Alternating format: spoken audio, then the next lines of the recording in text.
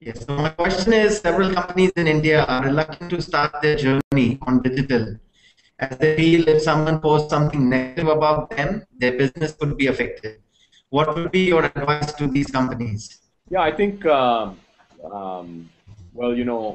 I guess my advice is if there are 150 million users on the internet and 95% of the SEC AB 15 to 44 is on the internet and spending more time on the internet than any other medium. Um, and if you happen to be selling products or services that cater to, this audience that's on the internet, if you're not on the internet, you might not be able to reach them. These are probably, if they're your target segment.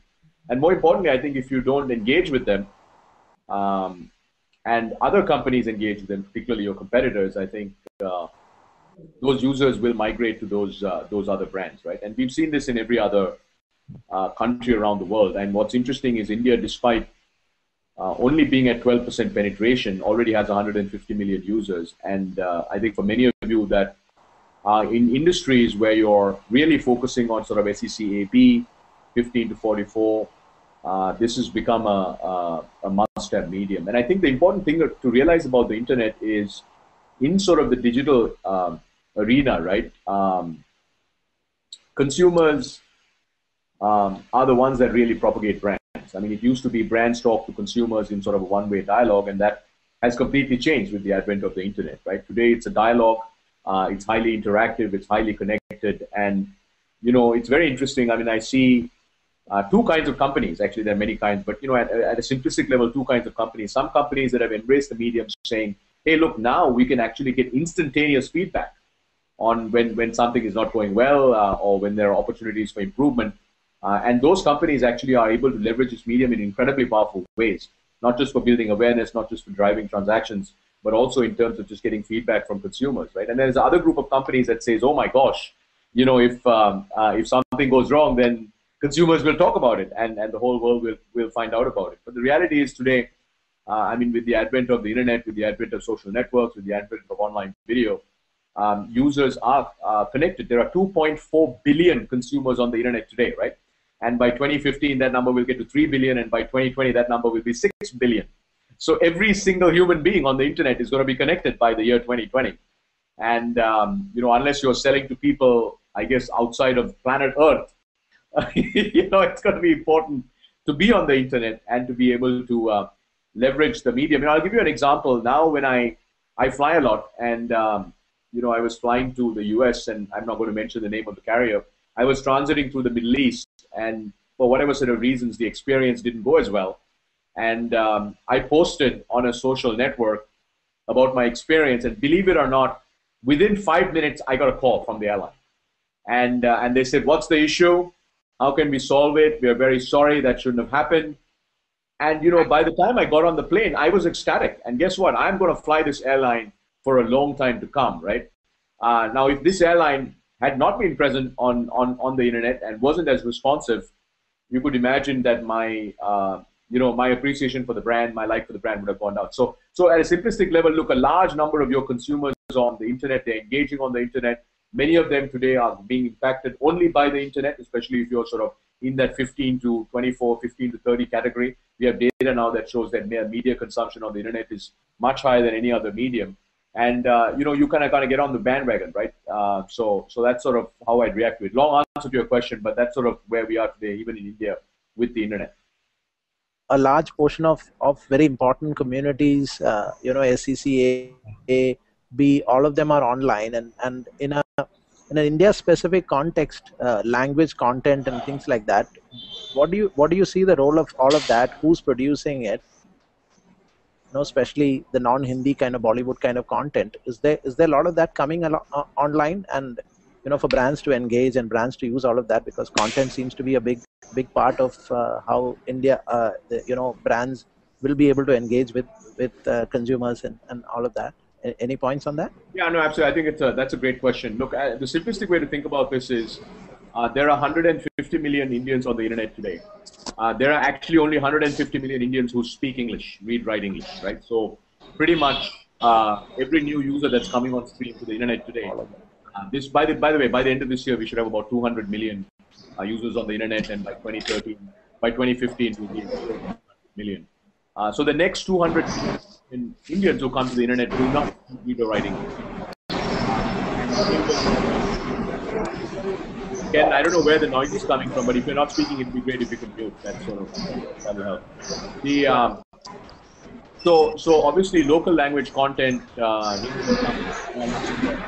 that's very, very important. Today we would say that non-English content on the internet is, we do have a lot of content. So for instance, some of the fastest growing sites on the internet in India today are local language news sites, sort of Malayalam, Manorama Online, and so on and so forth. I mean, the traffic is just exploding on those sites. It's precisely for the reason that you just mentioned. If you look at video, by the way, and YouTube, 80% of YouTube now has 50 million unique users a month. It's one of the largest countries for YouTube for us actually around the world. And that number was actually less than 15 million even 2 years ago. More than 80% of the views on YouTube are actually non-English, right? So it's people actually looking at their local languages, Hindi, Tamil, and so on and so forth. And interestingly, what we're also seeing is a very, very large amount of user-generated content in local languages that's being uploaded, right? As well as web-only content creators that are now emerging. If you go to YouTube and search for instance, children's programming, right? You'll see some very, very interesting web-only content that's made for the web, that's world-class content from India in local languages in areas like education, children's entertainment, and so on and so cooking, and so on and so forth. So our view is it's still very early days, but you're absolutely right. The content ecosystem will develop very, very rapidly. We're seeing that already. We'll see probably three things happen. First is the underlying infrastructure that will enable local language content at scale is really one of the very important things is standardized open source fonts. Today, so there are not standardized open source fonts in many Indian languages. That problem will get solved over the next 12 months. There are several industry players who are working together as a group to actually solve that problem. The other one is a lot of content that exists in Indian languages today is not on the web. That content we're seeing come on stream. I think the news industry has led that wave. The newsprint industry has actually led that wave, and we think we're going to see, now we're seeing lots of book publishers and so on and so forth coming online. And the third thing that's happening, which we think is really going to be the breakthrough over a period of 5 or 10 years, is web-only content creators. So, it's very interesting, by the way. Today we have, I think, 40,000 partners, Indian content partners on YouTube, and almost all of them are actually non-English, right? And that number will go to 100,000, and so on and so forth. And what we're seeing now is a very interesting trend where there are, content creators who are basically focusing on creating content only for the web. And as the ad ecosystem grows, obviously those kinds of business models get very interesting. So where we are today, we would say it's still very early days, but already, as I said, north of 80% of video views on YouTube, which has 50 million users in India, is already non-English. We're seeing the newsprint sites explode, and we would say over the next 3 or 4 years, we will see a tsunami of non-English content actually come to the web, and that's going to be very critical, because basically every single user that's being added to the internet in India today, the new users who are being added to the internet, doesn't speak, read, or write English. Hello, Mr. Rajan. Pleasure speaking to you. Interesting you mentioned about this whole user-generated content being created, and a lot of content makers partnering with YouTube on the digital medium. But I had a question from the point of view of the content makers yet. See, I come from a television background, and now I have started up on, something on my own in the region of content creation. But how does YouTube or any other digital channel, so to speak, or a video channel on the internet, how can creative people, I'm talking about filmmakers, I'm talking about writers, bloggers, how can they use this medium effectively in terms of the return on investment? So when I talk content creation, I'm also talking from the point of view of filmmakers who've been creating films for other mediums, who have been have had a good return on investment on other mediums. But I see since so much of user-generated content is there, I see people making videos almost at no cost. So where does it leave the original content creators in terms of getting a return on their investment or the return on the effort that they are putting. And plus, what is also the captivity of the audience that is watching videos on YouTube? So you said that a lot of non-English content is being there, but what kind of an audience will be watching that non-English content, and what will be their connectivity, and will there be is the technology so advanced, or has the internet or the broadband, so to speak, has it penetrated to that level that actually people who are very much or people who are seeking the video content and non-English content, so to speak, is actually going to watch it? That's my question. These are I think there's several questions there, so let me try to answer them. Sorry. I think the first question you asked was for content creators who have been making content in other media, let's say TV, for instance. Correct. Is there a viable economic model, right? Yeah. Is there viable? Let me give you some statistics which might be helpful. Just focusing on YouTube only because it's one of the online channels, right? I mean, online properties. Today in YouTube in India, we have 12,000, actually about 11,000 full-length Indian movies. Okay. We have 90% of the Bollywood music catalog, 80% of all the Indian regional music catalog, catch-up TV from the top 6 TV networks. So literally, if you see a TV show 3 hours later, you can go to YouTube, you can watch it on catch-up.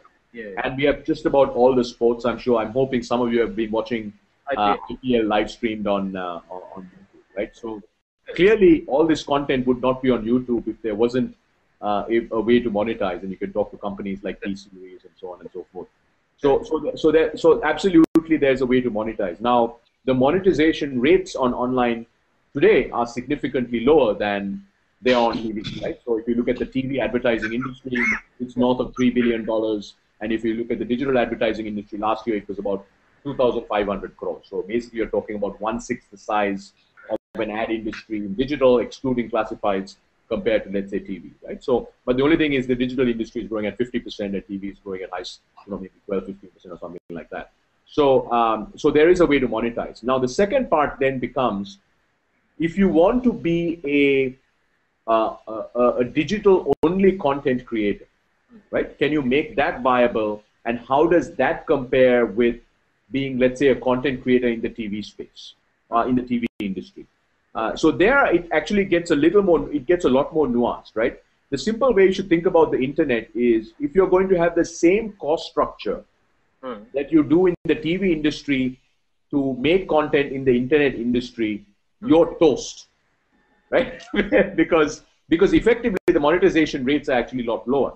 And what we're seeing, though, is that the successful content creators who are already building, I mean, it's 3-4 people building multi-million-dollar businesses per year, literally starting from scratch, they have a very different cost structure, right? They're able to, they produce faster, they produce more quantity, they produce at a lower cost, and effectively, therefore, they're able to make,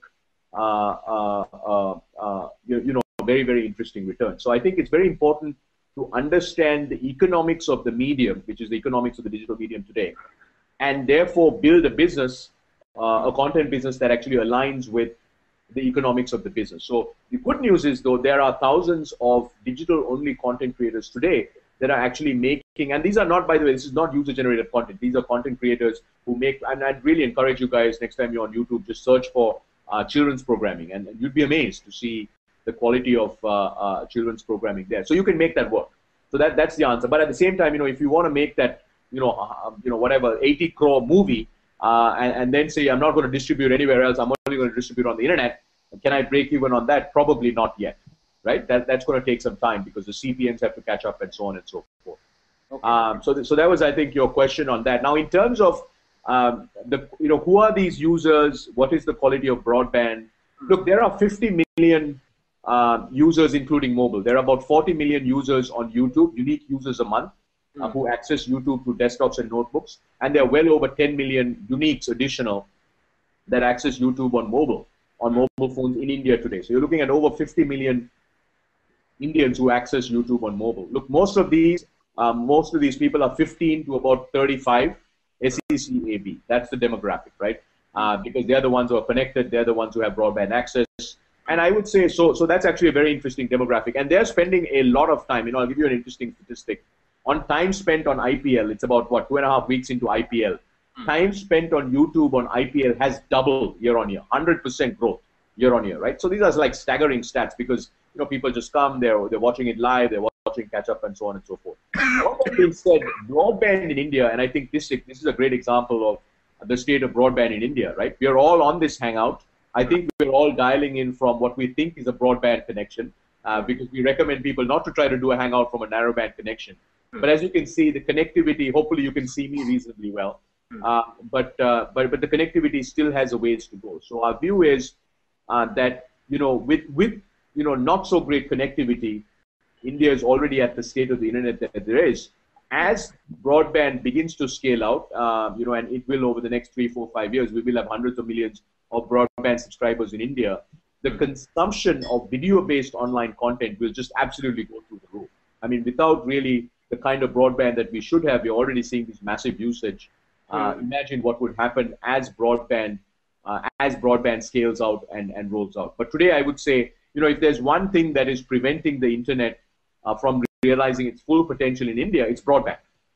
Because what we see is when a user goes from a narrowband connection to a broadband connection, the time spent per user can go up between 10 times and 20 times. It's staggering. I mean, because it's just faster, it's more convenient, you can watch a lot more video, and therefore consumers spend a lot more time. And you probably observed that, when you went from a 2G connection on your cell phone to a 3G connection, if you have a good 3G connection, you would have noticed that as well. So that's your question around broadband as well. Can I just interrupt again? Sorry. Sure, please. Yeah. So you said that broadband has yet to probably penetrate the full scale of the audience that we are talking about. But in terms of, let's say, the format of the content. So let's say when we are talking television, we are talking a 30-minute format or 1 hour format. When we're talking movies, we're talking a 2-hour or a 3-hour format. But what is like the most popular format on let's say YouTube or any such digital channel in terms of will a viewer be able to watch, or will a viewer be able to watch a 1-hour video on YouTube, or will he be more comfortable with a 2-minute or a 3-minute or 5-minute video? Yeah, so that's again a great question. Look, what we're seeing is, I have personally been very surprised every time I look at the statistic to see how many Indians are watching 2-hour movies. I mean, I guess we love movies so much, right? Because it does buffer and the connection isn't great. But man, I mean, it's just like literally millions of movies being watched every day, 2-hour movies, right? Now, that being said, I would say if you want to create, go from, let's say, 0 to 10 million users on your channel, right? Which I think is going to start happening soon. Today, we already, by the way, have channels on YouTube that have millions of users. It's amazing, right? But to do that, we think it should really be 10 to 20 minutes. The average viewing session time is 15 to 20 minutes. So we would say, if you want to pick a sweet spot, make it shorter rather than longer, probably in more than 2 to 3 minutes. Actually, very few users only spend 2 to 3 minutes on YouTube, on video, right? We're talking about video. So I think 10 to 20 minutes is probably the right thing. But all that being said, by the way, I mean, if you look at our session time, you'd be shocked to know how many people are watching IPL full games on the internet today. It's a huge number. Google has been doing a lot of activities to bring new businesses online. And as a digital agency owner, I really appreciate those efforts. Can you share any data on what kind of businesses are coming on and sticking on? If they are not coming on, any popping out reasons why? Yeah, absolutely. So let me start with some statistics around number of businesses in India and how many of them are on the internet, right? There are about 12 million businesses in India that have more than 5 employees. Okay, so 12 million over 5 employees. I think it's the 3rd largest SMB universe country in the world. I mean, next to China, obviously, and the US. And actually, if you look at all SMBs in India, it's over 40 million. But we said over 5 employees means you should be able to generally benefit from some form of media. Although we have 12 million, only 150,000 businesses in India advertise in any medium. So all print has about 150,000 advertisers who advertise at least once in 1 year, right, in a given year. About 10,000 businesses advertise on TV, and about 7,000 businesses advertise on radio. So that's sort of the media universe today, right? Now, if you look at digital advertising, digital today is orders of magnitude bigger than TV. TV is 10,000 advertisers. In terms of number of advertisers, it's orders of magnitude bigger than TV, but less than print today in India, right? So now, to grow the digital or the mobile advertising market, the first step is businesses need to have a mobile presence. I mean, a mobile or an online presence, right? So about 2 years ago, when we launched this initiative called India Get Your Business Online, there were only about 400,000 businesses that had a website. But then when we looked at the quality of those websites, only 100,000 businesses had a decent quality website, right? Links that work, a contact us tab, a phone number that was valid, etc., right? So that's quite staggering. Basically, 12 million businesses with over 5 employees and 100,000 businesses that have a decent quality website. So if only 100,000 businesses actually have a decent quality website, guess what? We'll get to 100,000 businesses and then not more than that, right? So we launched this initiative to say, and then we sort of did a lot of research to understand why do more businesses, especially small businesses in India, not have web presence. Then we found out, look, a lot of them think it's expensive, a lot of them can't figure out what the value is, and so on and so forth. So we said, look, what works in India is generally free, okay? So let's go build for free websites for 500,000 businesses. So we launched this initiative about a year and a half ago, and we said over a period of 3 years, we are going to build, together with our partners, websites for free for 500,000 businesses. So we give you a domain name for free, we build a website for free, you get to select from hundreds of templates, we do hosting for free for a year, and then we do all kinds of tools so that you can make the web effective, right? So I'm very excited to say that now we have crossed 200,000 new websites. So India now has 300,000 plus quality websites. That's a 3x growth in the last year and a half. And we're very confident that by end of 2014, we will deliver at least the 500,000 websites that we committed on board. So that's the first thing. That's where we are. Now, in terms of the kinds of businesses, look, what we find is businesses that are able to generate leads from the internet, right? So let me give you some examples. Travel agencies. There are like thousands of travel agencies in India. Every single travel agency can generate leads online because 45% of all airline tickets today sold in India are booked online, right? So that's an example. Another example would be any local business, restaurants, doctors, lawyers, accountants, right? Where these are businesses where there are users with 150 million users on the internet. When you think about finding a doctor, you either call somebody and ask your family or friends, or you go on the internet, right? But today, interestingly, there are 500,000 doctors in India. Less than 50,000 of them have a decent quality website. But the ones that are coming on stream that are getting websites are finding that, oh my God, they're seeing significant growth in. So I would say, look, I mean, and then I can keep going on and on and on. But basically, consumer-focused businesses where they can use the internet to get leads. Those are the kinds of businesses that are finding it most helpful. I'll give you another example of a very non-traditional thing. We took Chandni Chowk in Delhi online, right? Chandni Chowk has 5,000 small merchants. Over a period of a month, we took 2,500 of them and built websites for them.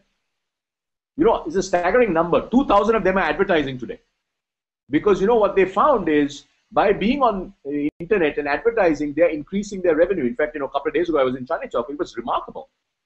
Because these are the smallest merchants in India, in markets, that are finding a way to get more revenue by being on the internet and then obviously leveraging the medium to advertise on the internet. So our view is, if you're a business that sells to consumers, particularly a small business, right, the internet is great because you can invest 100 rupees and you can figure out if you're going to get a lead or not. If you don't get a lead, Indian small businesses say, we're not going to invest anymore, right? You can invest 500 rupees, 1,000 rupees. So unlike in many other mediums, on the internet and mobile mediums, you can invest very, very small amounts of money and make it very measurable. So that's on the performance side. Now, I think over a period of time, now we've started seeing actually over the last 4 or 5 months, smaller companies and mid-market companies doing branding on YouTube, which is sort of a very interesting phenomenon, right? They can't afford to be on TV, but with 50 million users on online video, now they can actually target that audience. So if you're a small apparel brand and you'd like to do some brand building, you probably can't afford to go on TV, right?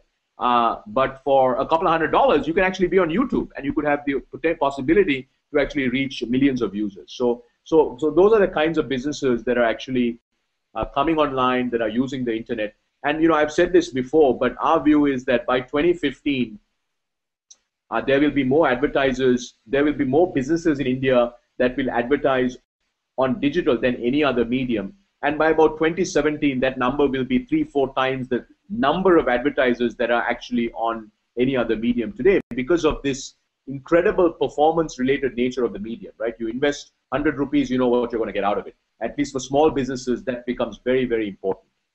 Today, internet penetration has crossed here, has only more in mobile than been about and PC content, PC advertising, largely PC. We are not talking about anything which is life-changing in terms of mobile internet penetration. So I'll just give a random example of M-Peace in South Africa, right? It's somehow changing consumerism there. The entire concept of consumption is altering.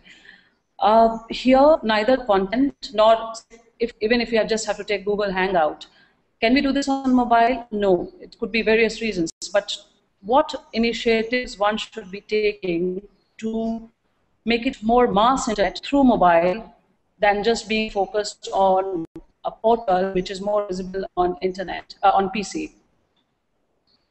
Yeah, I think. How do we drive more of mobile internet usage, which is more well penetrated, to drive consumption than just PC usage? Yeah, I think that's a good question. So let me start again with some sort of market facts, right? 150 million users, 50 million are desktop notebook only, so they access the internet through desktop or notebook only. 50 million today in India access the internet only through a mobile device, feature phone or smartphone. So the tablets are just growing. And then 50 million are like all of us. I'm assuming all of us on this Hangout, and probably most of the people even watching the live stream, access the internet both through a mobile device, probably a smartphone, as well as through your desktop or notebook, right?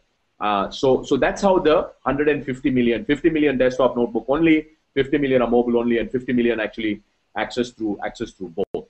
The other interesting fact is, if you look at the last 6-7 months, most of the new users who are coming to the internet are mobile first and mobile only, right? So we are now beginning to see what we've been talking about, which is essentially what is soon going to become a mobile first, largely mobile internet in India. And so this year, as I said, for the full year 2013, there'll be probably 40 to 50 million new internet users added, and they will be all mobile only.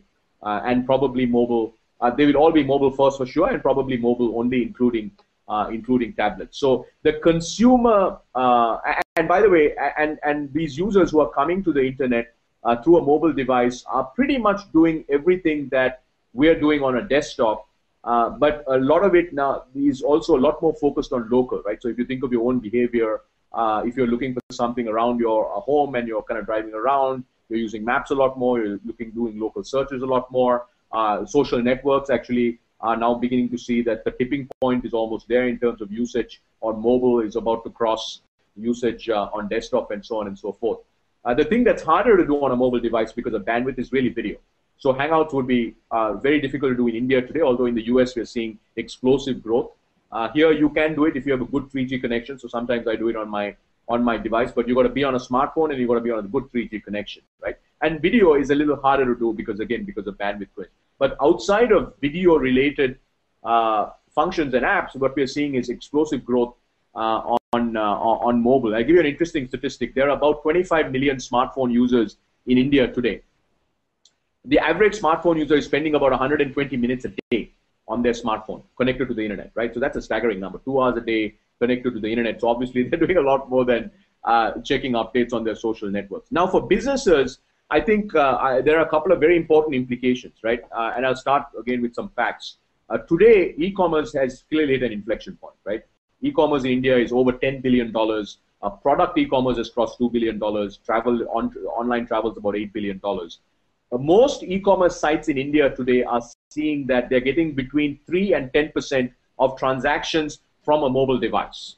This is users who come to using their mobile device, go to a mobile site, and transact end-to-end on a mobile device, right? However, the traffic to their sites, right? So pick a company like a HealthCart or a Make My Trip or a Yatra or a Flipkart. The traffic has now crossed 25%. 25% of user traffic that is coming to these sites is now coming from a mobile device. So now that's pretty large, right? And we're still early days. And our view is that in many categories, by the end of this year, early next year, there'll be more traffic coming to these sites from a mobile device than they will from a desktop or a notebook device. So what does that mean if you're, let's say, let's divide the world into, if you're a transactional business, e-commerce, or you're a lead-based business, right? You're in automotive, you're trying to capture auto leads, or you're an e-commerce site, or your local listing site, or whatever it is, right? For those companies, I think there are two very important implications. Number one, you want to make sure that you have a mobile optimized site. You know, I'm surprised to see how many brands in India today have no mobile optimized site, which means if you go to their website from a mobile device, you can't read anything, right? The second, I think it's very important to have native apps. So because at least, especially in certain kinds of businesses, right? If you're in the travel business, you're in the auto business, you're in the entertainment business, it is important to have native apps, and probably native apps on multiple platforms.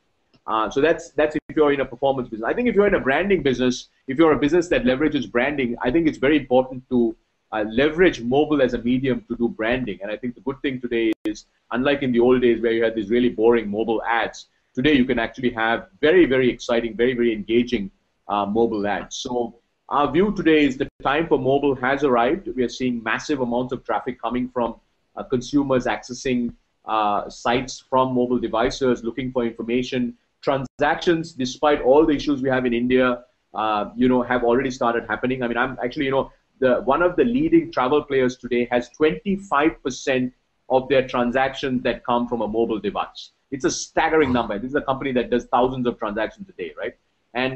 So look, I mean, today, there's no going back now, right? Because we have a massive mobile internet today.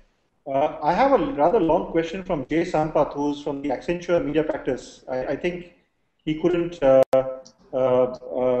come online because of some connectivity issues, but this is how he looks.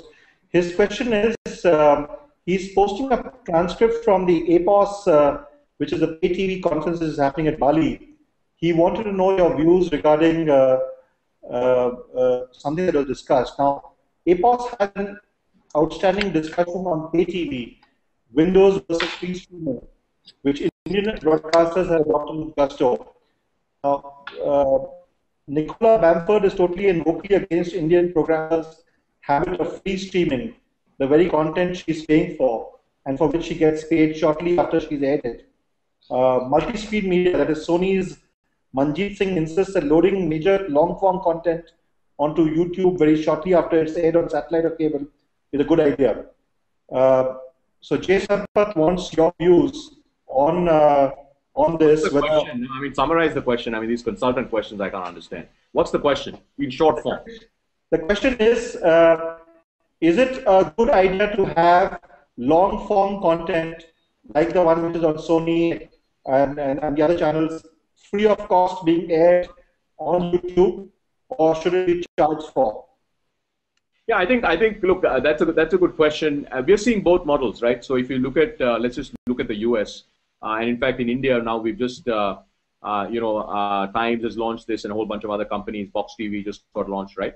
So there are two models on the internet, right? One, you can charge for content. Netflix, in fact, in the US now on YouTube, you can actually pay and get premium content without ads, or you can actually monetize, make the content free but monetize through ads.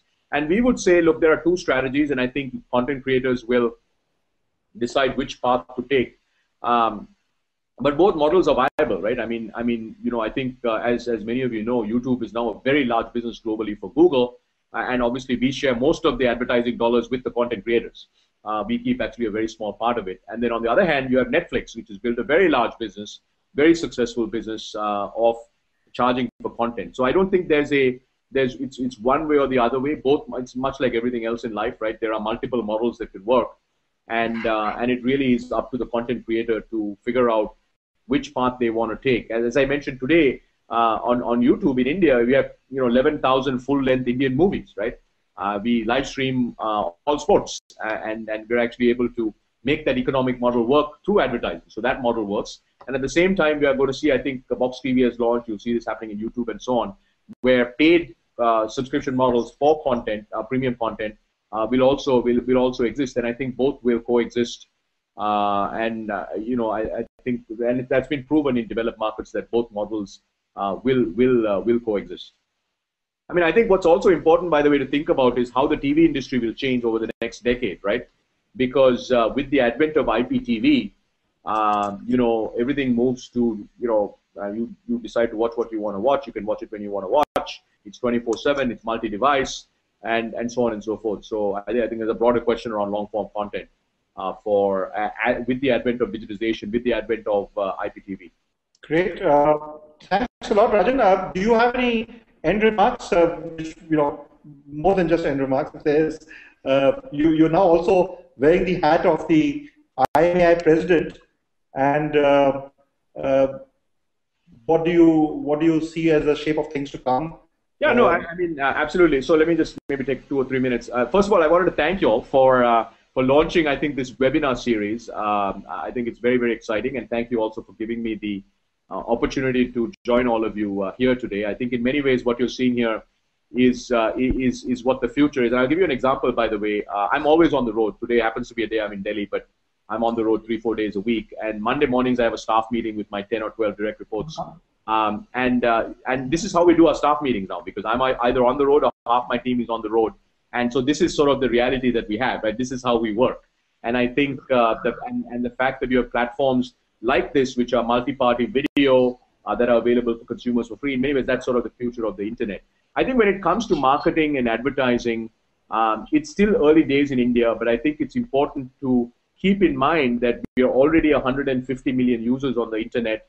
By 2015, India will have over 300 million users, will become larger than the US in terms of number of users. And by 2020, we should have 600, 700, 800 million Indians on the internet. So I think if you're a marketeer or in advertising or in the technology space or in the digital space, it's very important to keep in mind that the medium clearly from a user standpoint has its scale. And then even from a monetization standpoint, I mean, it's a 2,500 crore industry already growing at 50%, right? So it's growing almost 5 times the rate of traditional media. And I think what's going to be very important, especially if you're a practitioner, if you're a marketeer, if you're working in an agency, is to really get up to speed with digital, because I think as many of you would know, if you are sitting in the night, the TV isn't going to happen, you might have been on the wrong side of the fence, right? So I think it's a very exciting time, and I think the good thing is it's still very early days, and I think and I can tell you,